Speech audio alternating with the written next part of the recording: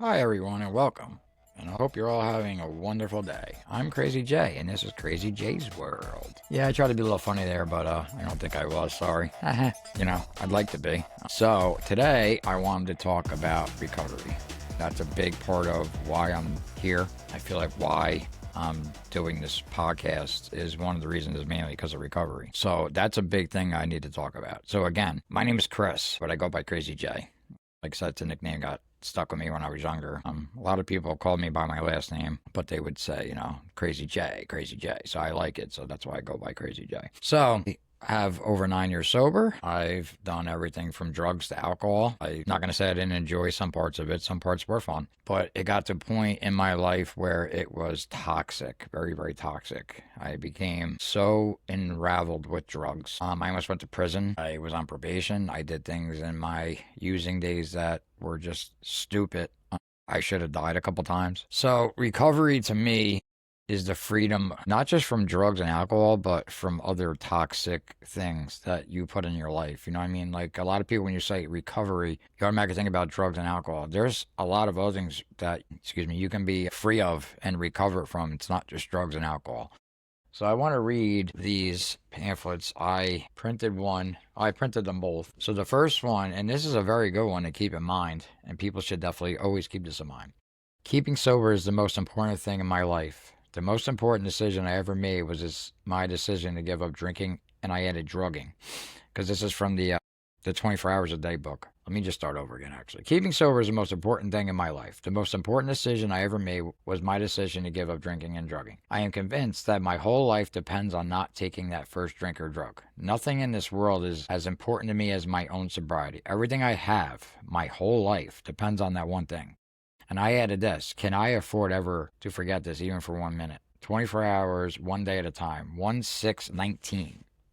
And then we have the 12 rewards of sobriety. So 1 is hope instead of desperation. 2 is faith instead of despair. 3, courage instead of fear. 4, peace of mind instead of confusion. 5, self-respect instead of self-contempt. 6, self-confidence instead of helplessness. 7, respect of others instead of their pity and contempt. 8, a clean conscience instead of a sense of guilt. 9, real friendships instead of loneliness. 10, a clean pattern of life instead of a purposeless existence. 11, love and understanding from our families instead of their doubts and fears. 12, freedom of a happy life instead of the bondage of an alcoholic and drug obsession. These rewards will happen on a daily basis if we work towards a new way of life. One day at a time, your life will continue to get better and better as long as you stay sober. And I printed this on 5/20/19. Recovery has a lot to offer people who don't know what recovery is. My recovery has been a lot of ups and downs. I'm struggling right now, financially. Spiritually, I'm there. I believe staying sober today is the best decision I can make. But financially, I'm having a hard time. I go to work, I'm a manager where I work. I have to work 4 days at least out of 7, so we get 3 days off. I work about 9 to 10 hours just 4 days a week. So I like the fact that I get 3 days off a week. I'm probably going to look for a second job if I can, because as a manager where I work, I have to have open availability. So it's a little tough to work 2 jobs, because if I'm working at my other job and then my job needs me to come in, what am I supposed to do? So I have to kind of figure that one out. So my recovery, man, I'll tell you, I was so horrible. I've had a couple rock bottoms. You don't always just hit one rock bottom. Some people do. Some people hit one rock bottom and that's it. And they get sober and that's it. Some people get sober one time and they stay sober.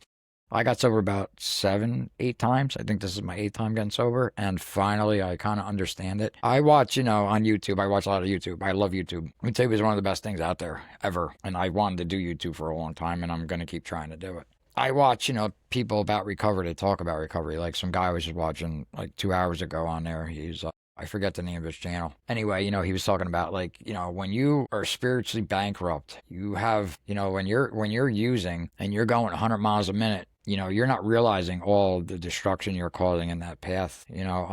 You hurt so many people that mean so much to you when you're using, like for instance, when I would get drunk, I would say nasty things to my grandmother that I never meant to say, that I never even meant. You don't always mean everything you say when you're drinking. People say, oh, when you're drunk, you say everything you mean. No, you don't. There's been so many things I've said when I was drinking that I didn't even mean. It was just, I guess I was thinking about something like what I was saying, but what I was saying was not always what I meant. I love my grandmother to death, and to hurt her when I was drunk I feel ashamed. I still feel ashamed to this day. I've said my resentments to her and she's forgiven me, but it doesn't, always defeat of what I did do when I was in that state of mind. When I was drunk, I did things that I regret, things that would never do if I was sober, and things that I wish I could take back that I can't. I can only be better now. I took a course in peer recovery. I was trying to be a peer recovery specialist.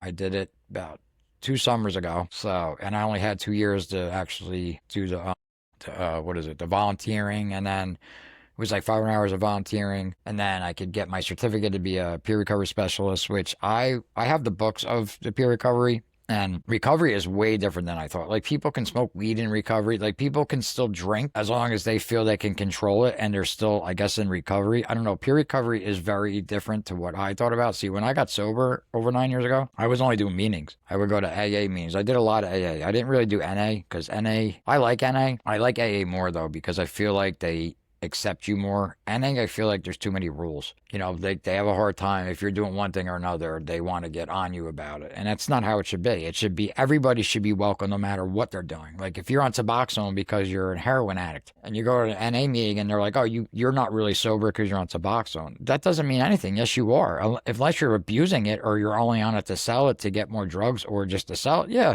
But I mean, there are people that are really on these to help them, like methadone. People take methadone. So what? They're not really sober because they're taking methadone? Like, that's a turnoff to me. It doesn't make me want, I don't want to, that's like turning me off to recovery. Now, what if I just got sober today and I needed to go to a meeting that bad, and say I started taking Suboxone today, and I went there and they were like, you know what? Oh, you're not really sober. You're just using Suboxone now as a crutch. Like, it's not always a crutch for everybody. I don't understand why people think that. So I feel like NA to me is like a turnoff because they categorize like they're still using, if that makes sense. So I chose AA because AA welcomes everybody. You don't have to be an alcoholic to go to AA, but they don't really like you saying that you're a drug addict because it's AA.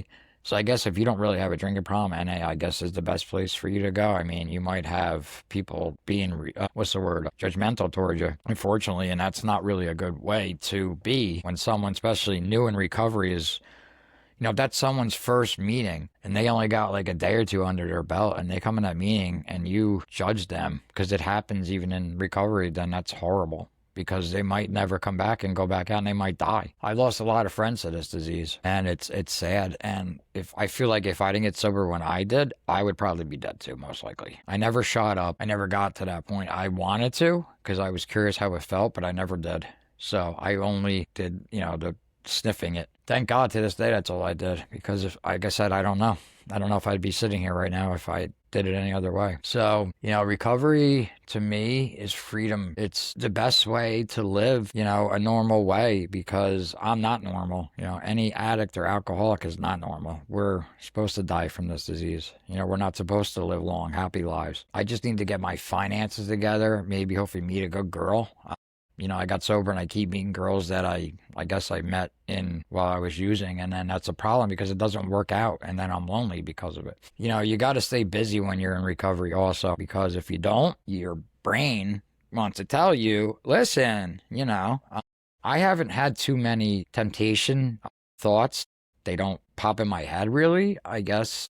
I'm not saying I'm better than anybody, but I just don't get those cravings as much. I guess maybe in the beginning I did. I don't remember. If I did, I probably did. I'm sure I did, because I know the first 7 months of my sobriety was tough. I wasn't with my kids. I was living upstate New York with my grandmother, and, I was drinking a lot, and I was doing pills again, and then I got sober finally. And the first 7 months was rough. I remember I didn't know if I wanted to be sober now. I know I kept being sober. I guess I was a dry drunk or whatever they call it. I wasn't with my kids. I missed them. I was bored upstate New York. It was so boring for me. But I stayed sober. And I remember I was folding my laundry and something talked to me and said, you got this. Like, you got this. You can do this. You just got to stay sober today and stay in the now. And, think of all the things you went through when you were using and how easy it is to go right back to that, So for me, I thought about that and I was like, I don't want all that. You know, like 7 months already in, I'm feeling better. I'm on that pink cloud, you know. I'm like, this is awesome. And I just knew that if I gave that up to go back, I'm gonna die. You know, my kids need me regardless if I'm with them or not. You know, I need to be here to be a father to my kids, whether I'm, you know, in New Jersey with them or in New York, or if I'm in California. You know, I stayed in contact with them. I called them all the time. I sent them Christmas presents, birthday presents, cards. I just wasn't physically here, and I missed time with them. And when I moved back and I got custody, like actually when I moved back, I had, I think, over 2 years sober. I'm pretty sure when I moved back, I was about 2 years, maybe a little more than 2 years. In the beginning, I tried making up time with them. So I had money because COVID happened, and, you know, I was getting money for the COVID because where I worked closed, and I was buying them things and trying to buy their love, and I should have never did that. And I started realizing what I was doing, so I slowed down. I said, you know what? No, I got to be a dad. I can't be their father and be their friend too. Like, I love my kids, and I have to be their father first, because that's how you know, treat your kids. Like, you get I have a great relationship with my kids. Like, they're very honest with me. They have been forever. I don't know really. I mean, when they were little, they lied, obviously, because they were little. But I mean, now, no, I have a great relationship with them. Recovery, man, you can get so many things back. I mean, if you listen to these rewards, the 12 rewards of sobriety, you know what I mean? Like, hope instead of desperation. You have that. There's hope. There's always hope. You know, you have to find something to believe in, and you can have hope. You know what I mean? Like, I have hope now. I didn't in the beginning. You know, hope is hard because I felt like God hated me and he was punishing me, and it's not fair to me. And you can't think like that, because when you're thinking like that, you're still in that negative reception of, it's not just about you. There's a bigger picture. There's a bigger thing. You know, then you have faith instead of despair. So I know I had a lot of despair when I was using. I didn't have faith. I didn't believe in any of it. I hated God. You know, now I have a faith in God, in my higher power, that there is something looking over after me. And it's there always around me, and it'll help me today. Just today. Just got to do it today. Then you have courage instead of fear. Yes, I feel like people have, especially in the beginning when they're about to get sober, I feel like people get scared. They're fear because they're afraid of life without using. You know, sometimes you get bored, and especially addicts, you know, we would get bored. And what do we do when we get bored? We use. We go get drunk. We do drugs. Like, we're fun now because, you know, oh, I'm high. I'm on something. I don't have to feel what I feel. I don't have these feelings. I can cover them up with drugs, and then all my fears go. I know when I would drink, I would be Mr. Oh, blah, blah, blah, blah, blah, because I had my beer muscles on. I wasn't scared of anything. Deep down inside, I still was, you know? And then you wake up, and the next day starts all over, and it's like a cycle of fear. And my anxiety was so horrible when I was drinking and drugging. I had so much anxiety from it, and the fear of being me without that was scary. You know, like, I didn't know how to function without being on something. I had to be either drunk, on drugs, something. I could not be sober. I didn't like the way I felt sober. Sometimes I still don't, but I love being sober. And then you have peace of mind instead of confusion. You know, you're going to have your own peace regardless of where you are in your recovery. Everybody's different in their recovery. I mean, I've done the steps. You redo the steps. You don't just finish the steps and that's it, and you're done. No, you do the steps over and over and over and over until you're not here anymore, because that's what keeps you sober. You got to do those 12 steps over and over again. Sometimes you got to make an amend to somebody 10 years from now. You might do something to somebody, you know, just because you're sober doesn't mean that's it. No, this is why there's steps. You know, the peace of mind instead of confusion. Yeah, I mean, I know I was very confused when I was using. I was confused about myself. I was confused about who I was, who I am. Now I have that peace of mind. Now I know who I am. I know my worth. You know, my self-respect instead of self-contempt. Yeah, I have a lot of self-respect. I appreciate and respect myself more now than I ever did when I was using. I didn't respect myself, I guess. And that's why I always thought, nah, it's just me. I'm just hurting myself. No, you're hurting a lot of people around you. You know, then you got self-confidence instead of helplessness. Yes, I was very helpless. You know, I was so helpless. I didn't know how to ask for help. And that's why it took me so long to get finally where I'm at. You know, I finally was able to say, you know what? I need help. I need help. If I don't get help, I'm going to die. You know, so I guess I got confidence at that point, and I was able to ask for help, you know. Respect of others instead of their pity and contempt. Yeah, you know, I always wanted people to feel sorry for me.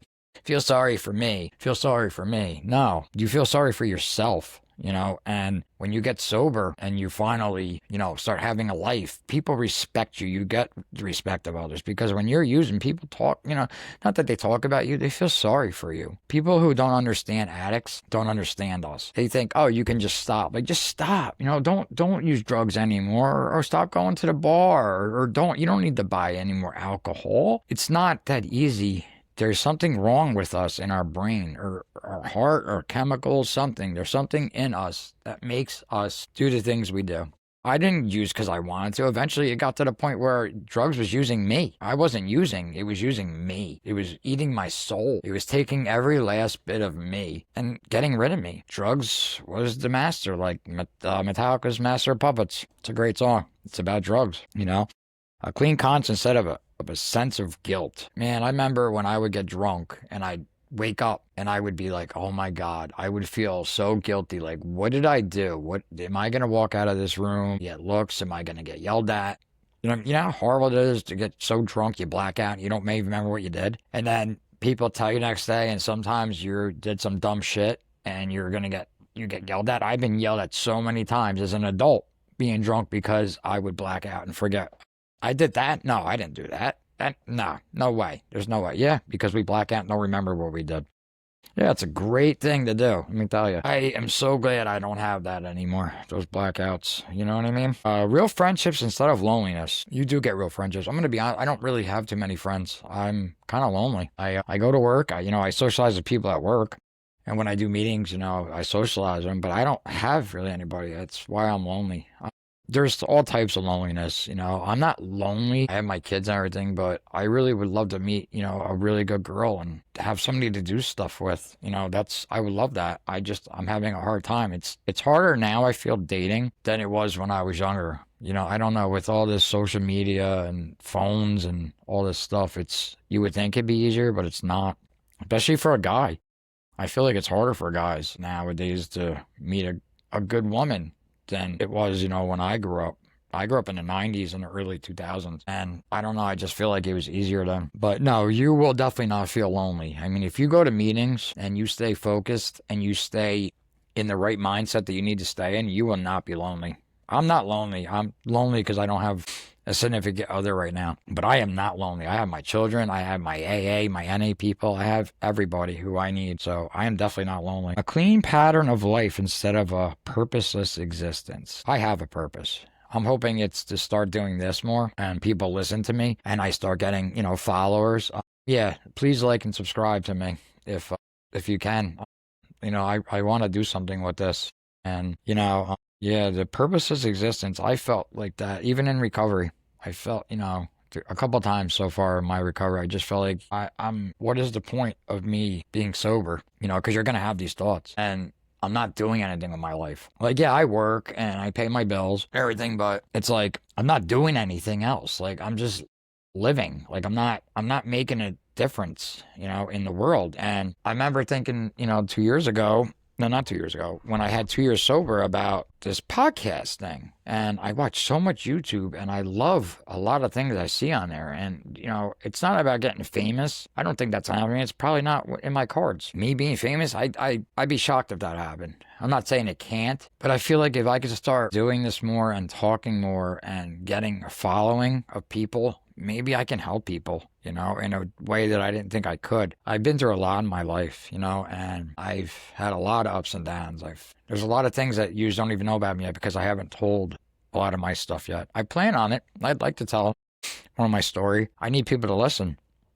You know, I made this channel because I want to talk about things. I want to talk about recovery. I want to talk about video games. I want to talk about phones and music. Definitely music. I want to talk about music. Like I brought up opera in the first episode. Opera's a great music if you really listen to it. I mean, it's amazing what some of those people can do with their voice. It really is, you know. So, I mean, you're definitely going to have a clean pattern of life. You're going to feel better, you know. You're going to have your days. I have my days. Everybody has their days in recovery. It's part of recovery. You know, you got to you got to work recovery. It's like a job. You can't just get sober and expect it to happen.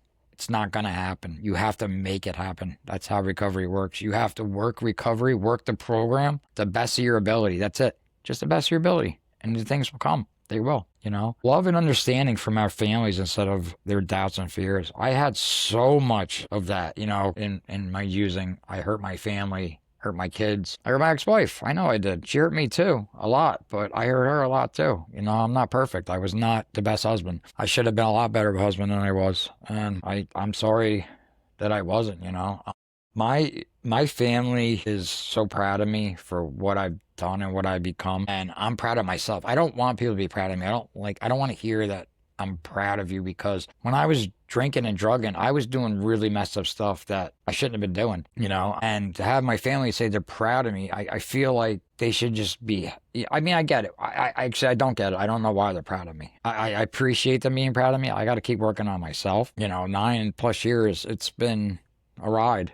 And I'm still here. I'm still doing it one day at a time. And I guess, you know, my family being proud of me is awesome. I appreciate them being proud of me, but I got to still be proud of myself. I am proud of myself, but I still got a ways to go. You know, I'm not there yet. Not yet. I will be. Love and understanding from our families. Oh, yeah. Sorry. I just read that one. Number 12. Freedom of a happy life instead of a bondage of an alcoholic and drug obsession. Yes. I know for me, when I was using, I was obsessed with getting drunk every day. Like, if there was a day I didn't get drunk when I was really drinking a lot, I would be so pissy because I can't drink today. Like, that's great. Oh, the day's over. The day's over. I can't get drunk. That's great. And it was like that. If I couldn't get drunk, my whole day sucked. And I would just be in such a pissy mood, you know. Drugs was different because I really got into opiates. And the problem with that is when you don't have opiates and you're really bad into it, you withdraw. You have a withdrawal. I hated the withdrawing. So that was really why I need to keep getting opiates. And, you know, if you don't use opiates for a little bit, you know, the withdrawal goes away. Then you feel very depressed and everything. It takes a lot of the serotonin out of your brain, heroin and opiates. So, yeah. So, like, that was a need. Like, if I didn't have it, I felt horrible. I can't even, it was like the flu times a million. It's horrible. Everybody has a different withdrawal. You know, I know I would get restless leg syndrome, where I would keep patting my feet. When I tried sleeping, I would get the cold sweats, the hot sweats. I would throw up. I would have diarrhea. Then I would be depressed for months. You know, every time I had to go out without opiates, if I went without it, I was depressed. Drinking was just different. Drinking, I don't know if I had the shakes. I don't believe I did, but I know I liked drinking when I drank. I definitely did, you know, and I don't miss any of it. But yeah, I'll tell you, if I couldn't drink, or the worst was like if we went out and I had a beer and I started feeling that little buzz and I couldn't drink anymore. Like, if I had to stop drinking when I started drinking, was another time to be mad, you know. So, you know, that the freedom of a happy life instead of that bondage of an alcohol and drug obsession, that is so much better now than it was when I was obsessed with it. You know, I'm not obsessed with it today. It doesn't control my mind. Drinking and drugging does not control my mind anymore. I don't let it. I got rid of it. I threw it away. I said, you know what? We're done. I don't want you anymore. I want you gone. And I got rid of it. You know, I put a wall up. Here's my wall. Drugs and alcohol over there. I'm over here. So, yes, these rewards will happen on a daily basis if we work towards a new way of life. One day at a time. One day at a time. That's it. There's going to be bad days in recovery. There's going to be horrible days in your recovery. There's going to be really, really horrible, bad days in your recovery. It's up to you to stay, you know, sober that day, though. And then you're going to have really, really fantastic days in recovery. Like, great days that you wouldn't have if you were using. You wouldn't have them, you know. So every day is different. No day is the same. You know, there might be a day you're bored. There might be a day you're not, you know. I get bored sometimes. You have to stay active. But I'll tell you, you definitely do have rewards in recovery. If you stay sober one day at a time, you can have so many rewards. You can have so many things if you really want them, you know. But you got to stay sober one day at a time. You know, that's why it says one day at a time. Your life will continue to get better and better as long as you stay sober. Just gotta stay sober. I love this one too, man. I'll tell you, keeping sober is the most important thing in my life. And it is. Because my sobriety has to come first before anything. Because if I don't stay sober today, I ain't gonna have a life. I definitely want to talk more about recovery. I'm hoping that people will see this and they'll watch it and they'll, you know, I'm real. Like, I'm not trying to get people to like me. I'm not trying to do this to get a million likes. If I get likes, that's awesome. You know, if I could make this Crazy J's World channel bigger, I'd love to do that. You know, I would love to make this something. I really, really want to. Like I said, I've been watching YouTube for years. I love what some of the content creators do, and I want to be one of them. I love to be someone that you've seen, like, yeah, I know you. You're that guy that does that Crazy J's World. You're real, man. Like, you know, like that's what I am. This is me. Like, this is what you got. I'm funny in person, you know, like it's hard to be funny when I'm just talking to my computer to make these. I do have a great personality. I'm a great guy. You know, like I said, my name's Chris, and I'm an alcoholic addict, but I go by Crazy J, you know, and I would love to, you know, eventually, like I said, make merch for people to rock my logo. You know, I like the logo I came out with. It really defines me. The shield for protection with the swords, you know, I got that from the Raiders too, but I drew it different, you know, and then the smiley face, like the punk rock age of me. It's just and 19 is my favorite number, and the CJ down the bottom is actually my signature thing that I created. The C and the J, it makes a G, but it's, you know, I just like it, and I just want to do more of these, and I want to hopefully maybe get a following eventually. You know, maybe more people start listening to me. I definitely am going to keep doing this regardless. I don't care if no one listens to me. I'm going to keep this up because my higher power told me to do this, to talk about things, not just recovery, everything. I want to talk, like I said, about games, about phones, computers, anything. I want to keep talking. I'm going to eventually, hopefully, start having, you know, people that I know come on here, and I'm going to, you know, have people come on as guests. I mean, they're not people you're going to know. Maybe. I don't know, but I definitely want to have some guests on here. I like interviewing people. I like asking a lot of questions. I'm very questiony, you know. And like I said, and when I'm at work, I sing, I play around. I have fun. I try to have fun in life now. I don't try to sit here, and I take it serious because you have to. You know what I mean? You got to take life serious, like today. Say, look, today is as good as you make it. Today is as good as you make it. Today's been a good day for me. I cut the grass. I cleaned up the house. And I'm on here talking to, I'm hoping people. Let's go Raiders, baby. #1, Las Vegas Raiders. Yeah, see? Raiders, baby. Yeah, I love my Raiders. My sober Max Crosby, man. It's on my Raiders. And he stayed because they're going to win the Super Bowl. I'm going to talk about the Raiders too. You know, like I said, I didn't want my channel just to be about addiction because I want to talk about other things. I like talking, you know, and I'm getting more comfortable doing this. I just got to learn more editing and stuff like that, and maybe some people could help me with some pointers how to like grow my channel better. But yeah, you know, I'm loving this. So I want to end again with the Serenity Prayer. God, grant us the serenity to accept the things we cannot change, the courage to change the things we can, and the wisdom to know the difference. This is Crazy J, and I'm out. Peace.